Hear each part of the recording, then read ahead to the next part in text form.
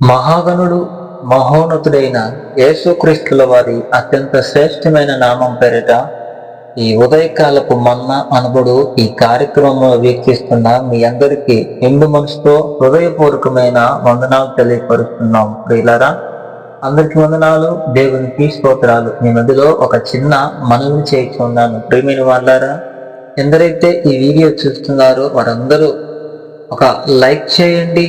వీలైతే మీ ఫ్రెండ్ సర్కిల్లో ఉన్న వారికి మీ గ్రూపుల్లో ఈ వీడియోను షేర్ చేయమని ప్రభు ప్రేమను బట్టి మీకు ప్రేమపూర్వకంగా తెలియపరుస్తున్నాను. యథావిధిగా ఈరోజు కూడా ఒక చక్కటి వాక్య భాగాన్ని మనం ధ్యానం చేసుకుందాం. యెషయా ప్రవచన గ్రంథం 61వ అధ్యాయము 7వ వచనంలో ఒక మాట ఉంది. అది మీకు నేను చదివి వినిపిస్తాను. మీ అవమానములకు ప్రతిగా రెట్టింపు ఘనత నొందుదురు, నిందకు ప్రతిగా తాము పొందిన భాగము అనుభవించి వారు సంతోషించుదురు. వారు తమ దేశములో రెట్టింపు భాగమునకు కర్తలగుదురు, నిత్యానందము వారికి కలుగును. Praise the Lord. దేవునికి మహిమ కలుగును గాక. మీ అవమానమునకు ప్రతిగా రెట్టింపు ఘనత నొందుదురు, నిందకు ప్రతిగా తాము పొందిన భాగము అనుభవించి వారు సంతోషించరు అని దేవుని వాక్యము సెలవిస్తా ఉంది. నాకు ప్రేమైనటువంటి దేవుని ప్రజలారా, ఈ వాక్యము ఎందరైతే వింటూ ఉన్నారో, ఈ మాటలు ఎందరైతే ఎక్కడి నుంచి ఏ ప్రాంతంలో ఉంచి ఏ స్థితిలో ఉండి ఈ మాటలను వింటూ ఉన్నా సరే, ఏ అవమానం చేత నీవు నిందించబడి ఏ విషయంలో నీవు అవమానం పొందావేమో, నీ పిల్లల వల్ల నీ పిల్లలు చేసిన ఒక అక్రమమైన కార్యాలను బట్టి, దుర్మార్గపు కార్యాలను బట్టి, చేయకూడని పనులను బట్టి నీవు అవమాన పాల్పడ్డావా? లేకపోతే నీ భర్తను బట్టి, నీ భర్త చేసిన కార్యాలను బట్టి, నీ భర్త నడవకూడని నడకలను బట్టి నీవు అవమానపడ్డావా? లేకపోతే నీ భార్య చేసిన క్రియలను బట్టి నీవు అవమాన పాల్పడ్డావా? నీవు ఏ అవమానం నుండి నీవు సిగ్గుపడినా, ఏ అవమానం పాలై నువ్వు ఇబ్బంది పడి నలుగురిలో నడవలేక, నలుగురిలో నీ ముఖాన్ని తిప్పుకోలేక నీవు నిందల మధ్యలో అవమాన భారముతో నామోసిగా ఇంట్లోనే దాగి ఉన్నావేమో, ప్రభు ఈరోజు నీతో స్పష్టంగా సూటిగా మాట్లాడుతున్నాడు. నీవు పొందిన అవమానానికి ప్రతిగా రెట్టింపు ఘనతను దయచేయును గాక. హల్లెలూయా. దేవునికి మహిమ కలుగును గాక. నిజమే ప్రియమైన వాళ్ళారా, చాలా మందిని మనం చూస్తుంటాము. వారి జీవితాల్లో ఏదో ఒక కలిగిన అవమానమును బట్టి వారు మరలా సమాజంలో గౌరవంగా వారు తిరగలేక, సంఘంలో వారు గౌరవంగా బతకలేక చాటున ముఖము చాటేసుకొని తిరగటం మనం చాలా మందిని గ్రహిస్తున్నాం. అయితే ఈరోజు దేవుని వాక్యం చదివిస్తా ఉంది. నీవు పొందిన అవమానముకు ప్రతిగా రెట్టింపు ఘనతను నా ప్రభువు నీకు దయచేయుగాక.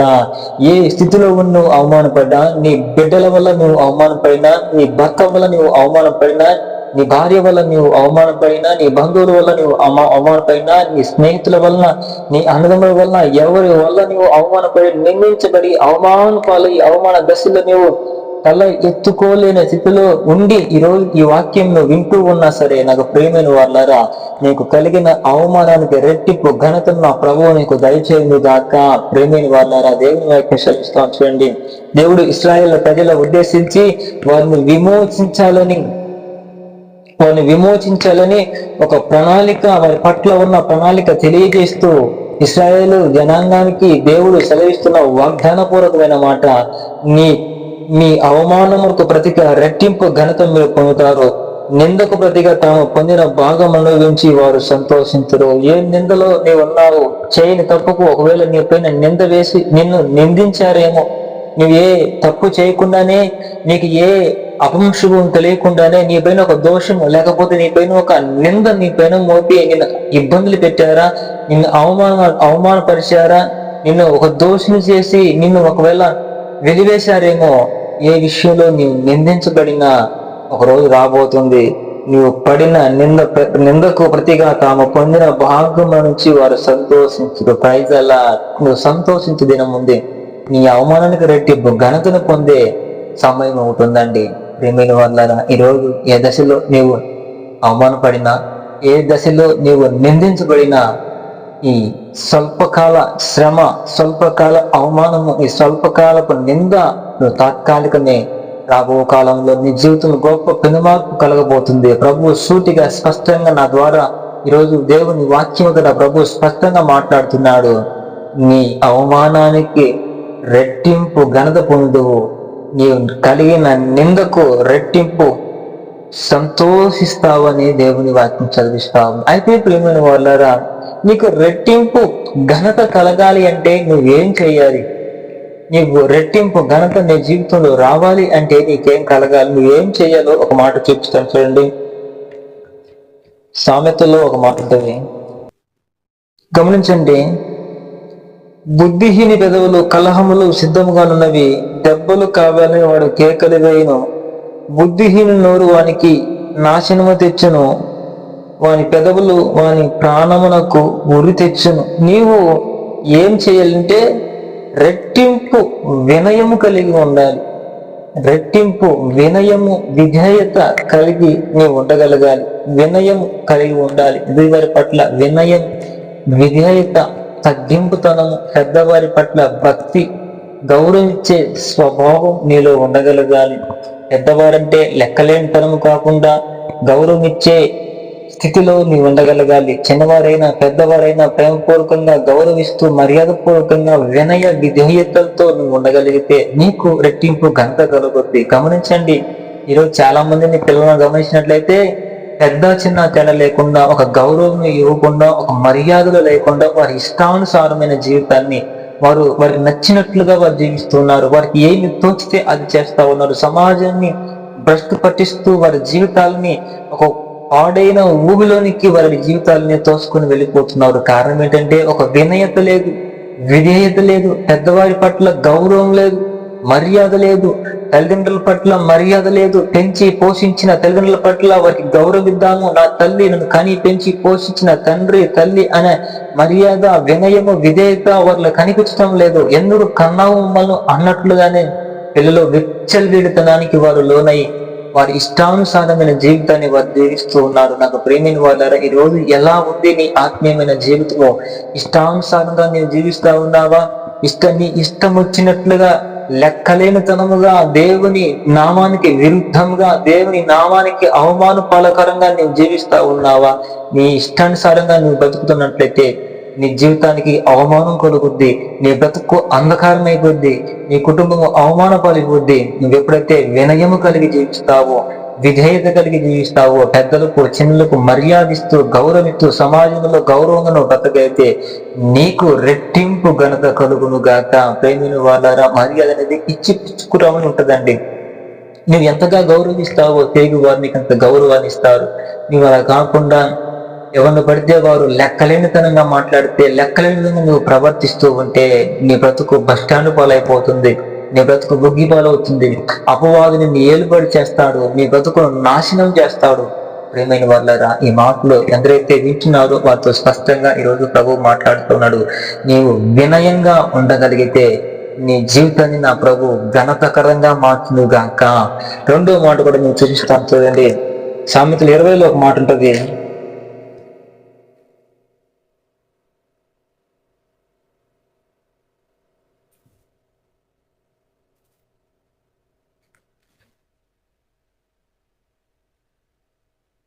కలహములకు దూరంగా ఉన్నము, నరులకు ఘనత మూర్ఖుడైన ప్రతి వాడు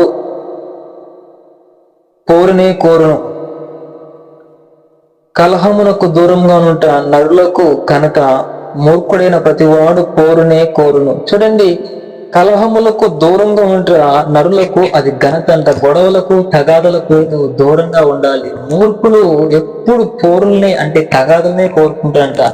నీవు జ్ఞానం కలిగిన వాడువైతే, నీవు మంచివాడువైతే, నీవు నెమ్మది కలిగిన వాడువైతే, నీవు దీర్ఘ శాంతము కలిగిన వాడువైతే అందరినీ శాంతంగా ఉంచుతావు. తగాదులకు వస్తున్నా అయ్యా కూర్చొని మాట్లాడదాం అని ప్రశాంతంగా నెమ్మదిగా మాట్లాడతావు. మూర్ఖుడు అయితే, నీవు బుద్ధిహీనుడు అయితే, నీవు ఘనత లేని వాడువైతే ప్రతివాడు పోరుని అనగా తగాదులను కోరుకుంటాడు. దేవుని వాక్యం చదివిస్తా ఉంది. ప్రియమైన వాళ్ళు గమనించండి, కలహములకు దూరంగా ఉంటా నరులకు ఘనత. తగాదులకు ఎంతైతే దూరంగా ఉంటారో, తగాదులకు ఎందరైతే కొంచెం ఒక అడుగు దూరంగా ఉంటారో వారందరికీ ఘనత కలుగుద్దంట. ఎందరైతే తగాదుల్లో వెళ్ళి వారిలో ఆ తగాదులో పాల్పంచుకుంటారో వారికి అవమానం కలుగుద్ది. ఈరోజు నీకు అవమానం కావాలా? నీకు నిందలు కావాలా, నీకు ఘనత కావాలా, అది నీ ఇష్టం, నీ మనసుకే వదిలేస్తూ ఉన్నాను. ఈరోజు నువ్వు ఏ స్థితిలో ఉండి ఈ మాటలు వింటున్నా, నువ్వు కలహప్రియుడువా, తగాదులు కోరుకుంటున్నావా, తగాదులంటే కాలు రూగి ముందడుగు వేస్తున్నావా, కొట్లాట్లు నువ్వు ఉంటున్నావా? కొంతమందిని చూస్తామండి, ఎక్కడ తగాదులు పెట్టినా వారే, ఏ గొడవలు పెట్టినా వారే, ఎక్కడ తిట్టుకున్న వారే, ఎక్కడ కొట్టుకున్న వారే, ఏ బజార్లలో వారే, ఏ గదిలో వారే, రాని బూతులన్నీ, ఎవరో నోటిలో రాని మాటలన్నీ వారు మాట్లాడుకుంటూ, ఒక విధమైన భాషలో మాట్లాడుకుంటూ సమాజాన్ని భ్రష్టు పట్టిస్తూ ఉన్నారు ప్రియమైన వాళ్ళారా. అయితే ఈరోజు కలహ ప్రియులుగా నీ ఉన్నావా? చూడండి, కలహములకు దూరముగా ఉంటే నరునికి మేలు. నువ్వు తగాదలకు, గొడవలకు, అల్లర్లకు ఎంత దూరంగా నువ్వు ఉండగలిగితే అది నీకు అంత ఘనతకరంగా మార్చబడుతుంది. హల్లెలూయా. ప్రియమైన వాళ్ళారా, ఈరోజు నువ్వు మూర్ఖుడిగా ఉన్నట్లయితే నువ్వు తగాదలాడతావు, నువ్వు అజ్ఞానిగా ఉన్నట్లయితే నువ్వు జగడమాడతావు.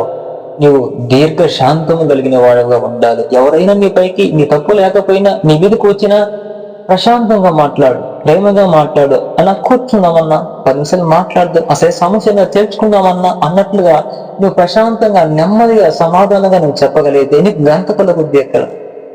అలా కాకుండా తప్పు ఏంటో తెలియకుండా, విషయం ఏంటో తెలియకుండా నువ్వు తగాదులకు కాళ్ళు రూపడం అనేది అది నీకు అవమానపాలు తెస్తుంది. ఒక సామెత ఉందండి లోకంలో, వెనుదగినెవరు చెప్పినా విన్నంతనే వేగపడక గనికెళ్ళ నిజము తెలిసిన మనుదే పో నితిపరుడు మహిళ సుమతి అని ఒక సుమతి శతకం, ఒక పద్యం ఉంటుందండి. అంటే ఒకడు ఏదైనా విషయం చెప్తే ఆ విషయాన్ని పూర్తిగా వినకుండా వెంటనే తగలకు వెళ్ళి వాడిని కొట్టేవాడు మూర్ఖుడంట. జ్ఞానం కలిగిన వాడు ఆ విషయాన్ని పరిశోధించి ఎవరిది తప్పు ఎవరిది ఒప్పు అని ఆలోచించి అడుగే వేసేవాడు జ్ఞాని అని ఆ పద్య రచయిత చదివించాడు. ఏది ఏమైనా అది లోకంలో ఉన్నా ఎక్కడ ఉన్నా కూడా అది వాస్తవం. ఒక విషయం నీకు తెలిసిందంటే నువ్వు ఆవేశపడి జగడడానికి నువ్వు కాలు దువ్వి పరిగెత్తకుండా ఆలోచించి నెమ్మదిగా దీర్ఘ శాంతముతో ఓపికతో సమాధానంగా నీవు ఉండగలిగితే నీకు నెమ్మది కలుగును గాక. ప్రియమైన వాళ్ళ మూడవదిగా ఒక మాట నీకు చూపించి ముగిస్తారు. చూడండి, సామెతల్లో ఉంటది 21:12 ఉంటది, నీతిమంతుడైన వాడు భక్తిహీనుని ఇల్లు ఏమైనది కనిపెట్టును, భక్తిహీనుల ఆయన నాశనమును కూల్చును. హల్లెలూయా. నీతిమంతుడైన వాడు భక్తిహీనుని ఇల్లు ఏమైనది కనిపెట్టును, భక్తిహీనులను ఆయన నాశనములో కూల్చు. నీతిమంతుడిగా నీవు జీవించగలగాలి.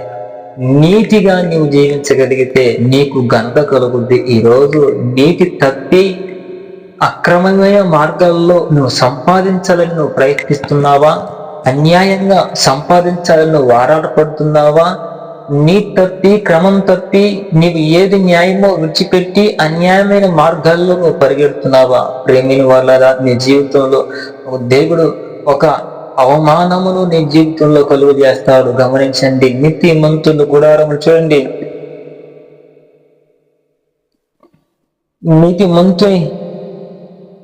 నీతిమంతుడైన వాడు భక్తిహీనుడు ఏమైనది కనిపెట్టును, భక్తిహీనులను ఆయన నాశనములో కూల్చును. భక్తిహీనులను ఆయన నాశనం చేసి వాళ్ళని కూల్చివేస్తాడంట.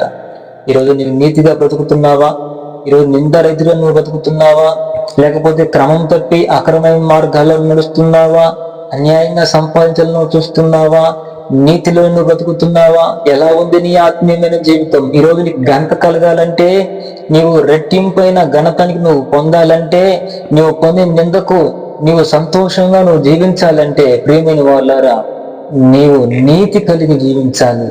నీతిమంతులుగా తీర్చబడాలి. నీతిమంతుల గుడారాలలో రక్షణ సునాస గీతాలు వినబడితే దేవుని వాక్యం చదివించినట్టుగా నీతిమంతుల తల మీదకి ఆశీర్వాదము దిగివచ్చని చెప్పినట్టుగా నీతిమంతుల కుటుంబాలపైన దేవుని హస్తము దిగివస్తుందండి.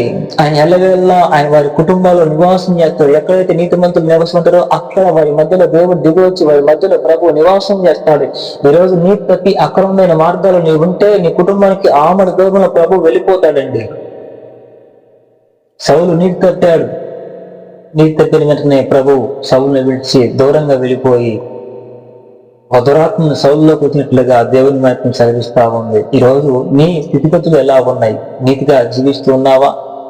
వాక్యం వింటున్నా, ఎక్కడి నుంచి వింటున్నా, ఏ ప్రాంతంలో నుంచి వింటున్నా, ఎవరివైనా సరే, నువ్వు ఎంత భక్తుడివైనా సరే, ఎంత గొప్పవాడివైనా సరే, నీతి లేకపోతే నా ప్రభువు నిన్ను నాశనం చేయను గాక. ప్రేమైన వాళ్ళారా, నీతి కలిగి జీవిద్దాం. దేవుని వాక్యం చదివిస్తా ఉంది, యెషయా 60లో మీ అవమానమునకు ప్రతిగా రెట్టింపు ఘనత పొందుతారనే దేవుని వాక్యం చదివించిన రీతిగా, ప్రేమైన వాళ్ళారా, మీ నిందకు ప్రతిగా మీరు సంతోషాన్ని అనుభవిస్తారని చెప్పిన రీతిగా చూడండి, మీ అవమానము ప్రతిగా రెట్టింపు ఘనతను నొందురు, నిందకు ప్రతిగా తాము పొందిన భాగం అనుభవించి వారు సంతోషించుతారు అని దేవుని వాక్యం చదివిస్తా ఉంది. వాళ్ళ నిత్యముగానే మన అవమానానికి ప్రతిగా రెట్టింపు ఘనత పొందే వారంగా మనం ఉండాలి. మనం పొందిన నిందకు రెట్టింపు సంతోషాన్ని పొందే వారంగా ఉండాలి. ఏ స్థితిలో మనం అవమానపరచబడినా, ఏ స్థితిలో మనం నిందించబడినా, మనం అవమాన పాలు చేసిన వారు మనం చూసి ఆశ్చర్యపోయే రీతిగా ప్రభువు మనల్ని మార్చగలగాలి.